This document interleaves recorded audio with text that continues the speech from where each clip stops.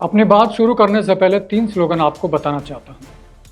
9 गुना आबादी, 2 गुनी GDP, Modi, Putin, Jinping ने बढ़ाई ट्रंप की टेंशन। एससीओ से निकला नया समीकरण, अमेरिका की नींद उड़ गई और दुनिया की 37% आबादी, 32% जीडीपी और अमेरिका से 1127 ज़्यादा परमाणु हथियार। आज एससीओ के मंच पर जब मोदी, पुतिन और जिनपिंग एक साथ आए तो ट्रंप बेचैन क्यों हो गए? क्या तीनों का साथ आना अमेरिका के वर्चस्व को चुनौती है? और क्या आप ट्रंप टैरिफ पर नरम पड़ेंगे? आइए विस्तार से समझते हैं। नमस्कार, जय हिंद।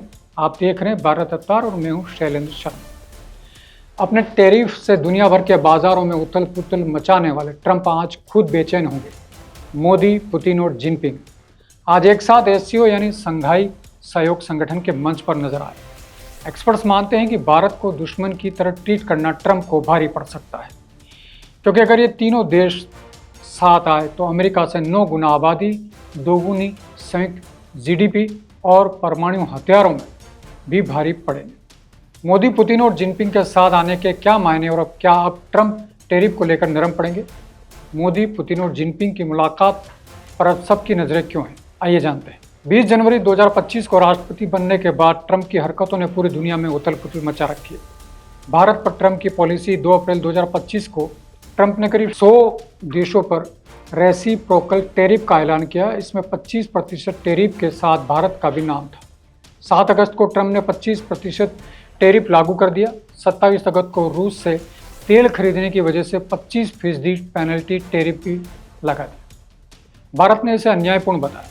इसके अलावा ट्रंप भारत पाकिस्तान में सीज फायर का भी क्रेडिट लेते रहे, जबकि भारत इससे इनकार करता है। चीन पर ट्रंप की पॉलिसी।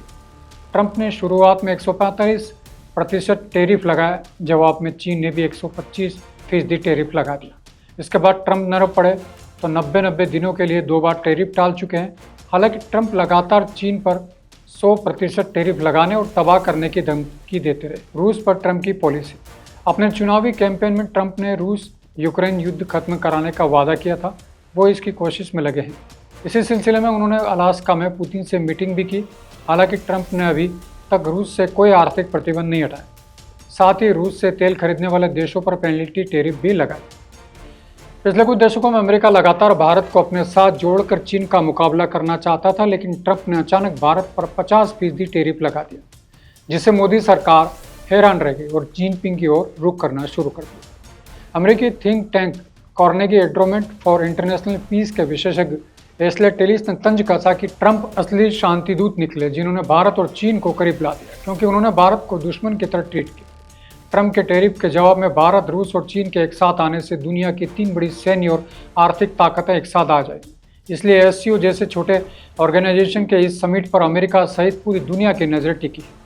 तीनों देशों के लीडर्स मोदी, पुतिन और जिनपिंग का मिलना मुख्य रूप से फोटो ऑप्टिक्स या रणनीतिक डिप्लोमेसी है। हालांकि बड़े गठबंधनों की शुरुआत ऐसे ही होती।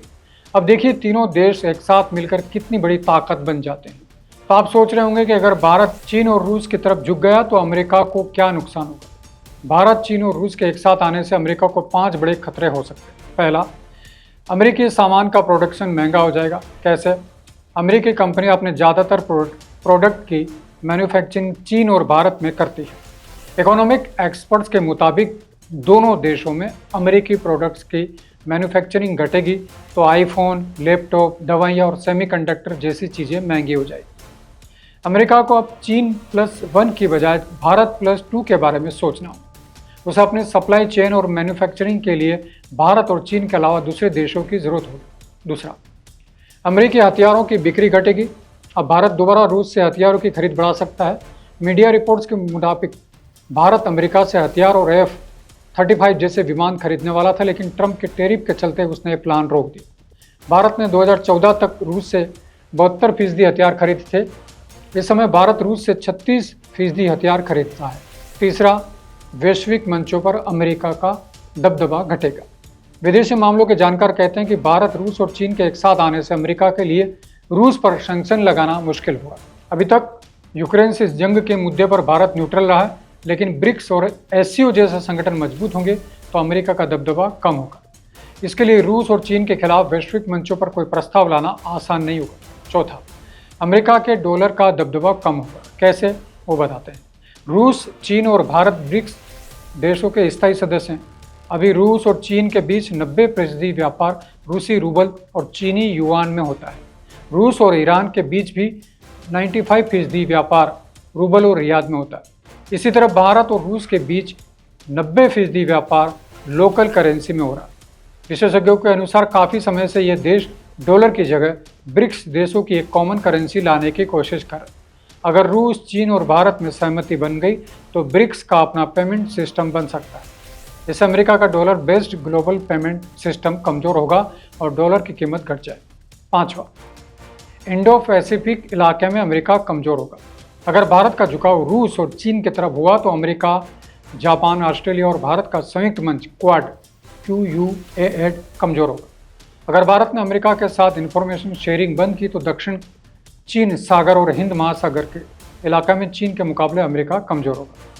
विशेषज्ञ बताते हैं कि चीन की मैन्युफैक्चरिंग पावर, रूस का एनर्जी सेक्टर और दबदबा और भारत की सर्विस सेक्टर बेस्ड इकोनॉमिक को बड़ा बाजार।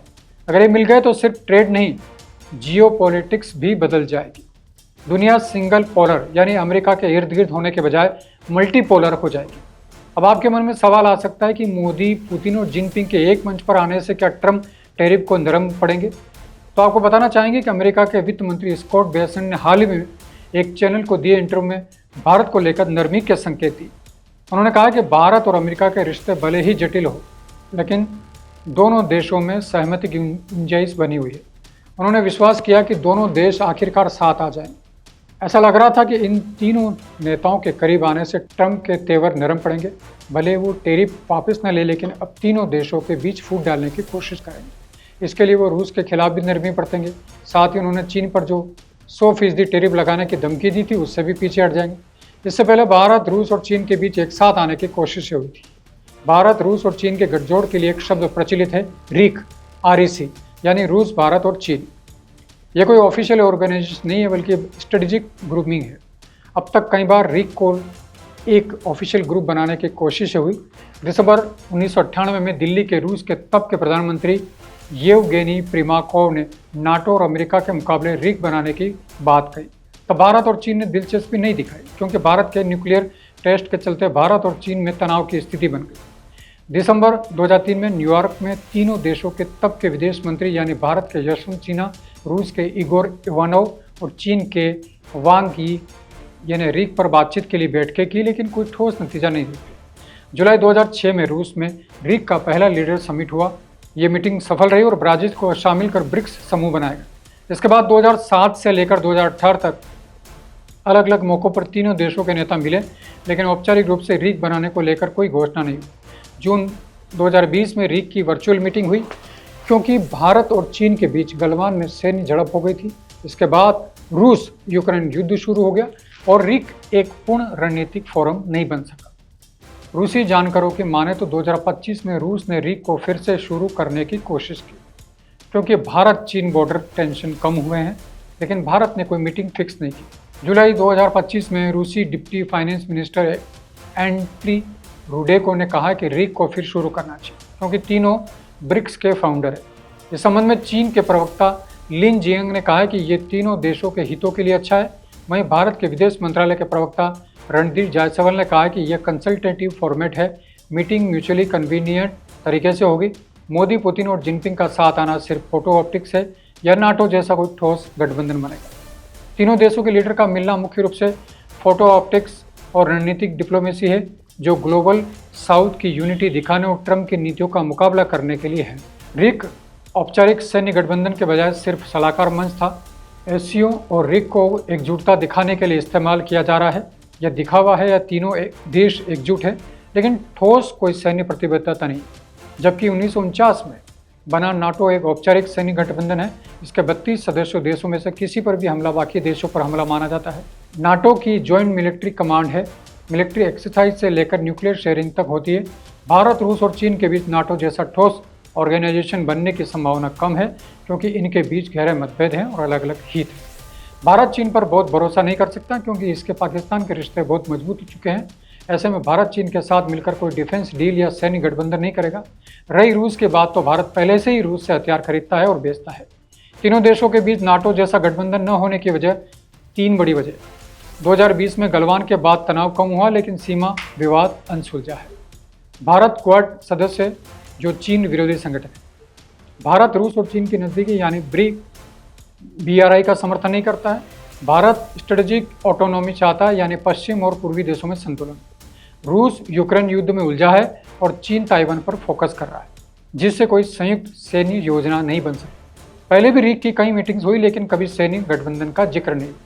अचानक ऐसा होने का सही समय और कारण अभी नजर नहीं आते। तो मोदी, पुतिन और जिनपिंग का साथ आना सिर्फ फोटो ऑप है या फिर नई विश्व व्यवस्था की शुरुआत? क्या आपको लगता है कि 3 देशों की तिकड़ी से ट्रंप अब नरम पड़ेंगे या फिर और सख्ती करेंगे? अपनी राय कमेंट में जरूर लिखें। वीडियो को लाइक और शेयर करें, और हाँ, भारत रफ्तार को सब्सक्राइब करना ना भूलिए। जय हिंद।